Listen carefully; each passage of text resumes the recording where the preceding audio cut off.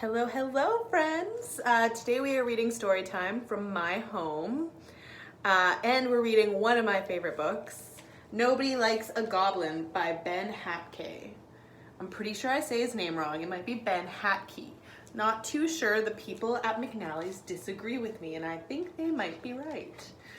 All right, here we go. I hope everyone can see.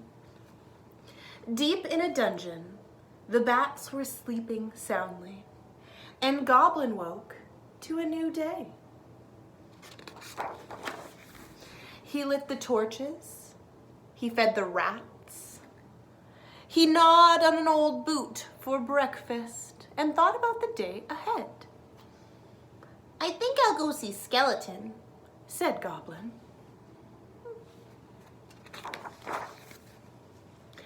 Skeleton lived in a treasure room, and he was Goblin's very best friend. They counted bats, they played roll the dice, and Skeleton told Goblin stories from the days when he was a mighty warrior. He even let Goblin try on his crown. "Look at me," said Goblin. "I'm the Goblin King." But then came the sound of boots on stone. Adventurers were storming the dungeon. They scared the rats. They knocked over the torches. They plundered the pantry. Goblin hid under his bed until they went away. The adventurers took everything. They took the gold, they took the maps, the books, the gems, and the scrolls, and they took Skeleton. So Goblin put on his crown and walked out into the wide world to find his friend.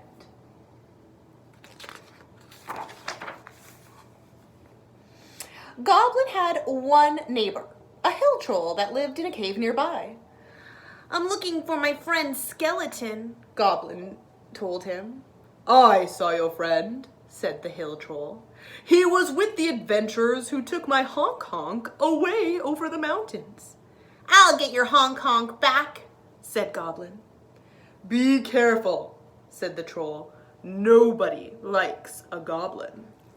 "I'll be okay," said Goblin, and he walked up into the hills and away over the mountains.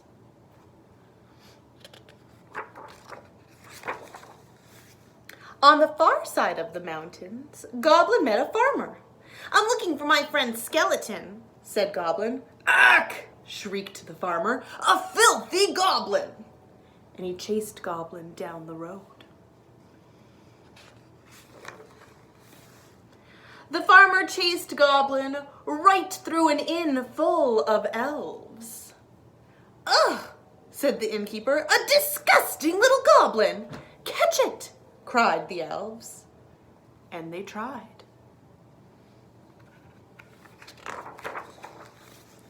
The farmer, the innkeeper, and the elves chased Goblin to the edge of the haunted swamp. And there Goblin saw the adventurers pulling a cartload of spoils. And sitting atop the cart was... "Skeleton!" cried Goblin. "Get that goblin!" shouted everyone.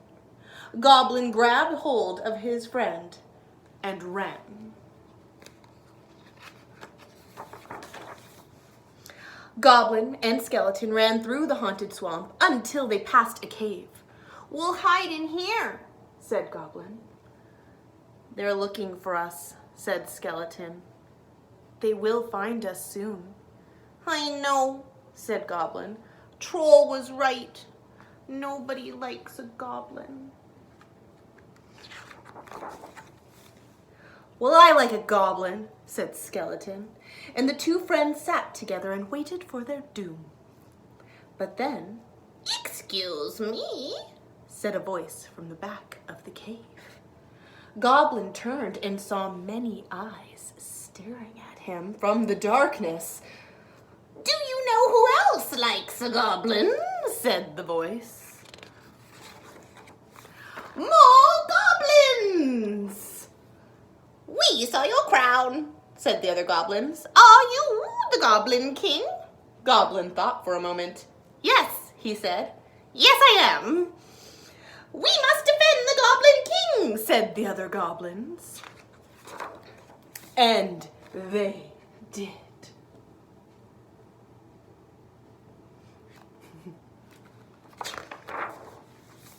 The farmer, the innkeeper, and the elves all ran for the hills, and the adventurers, well, they were never heard from again. And so, Goblin and Skeleton and their new friends traveled together back through the swamp, up the road,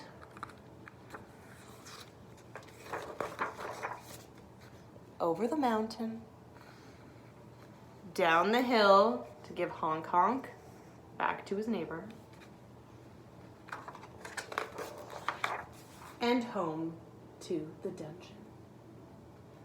The end. I hope you guys like that book. It's definitely one of my favorites. I know I've read it too many times, but get ready, you'll hear it many more times. And now you can hear it as many times as you want until you come back to school because it's gonna be on YouTube. I'll see you for my next story time video. Bye guys.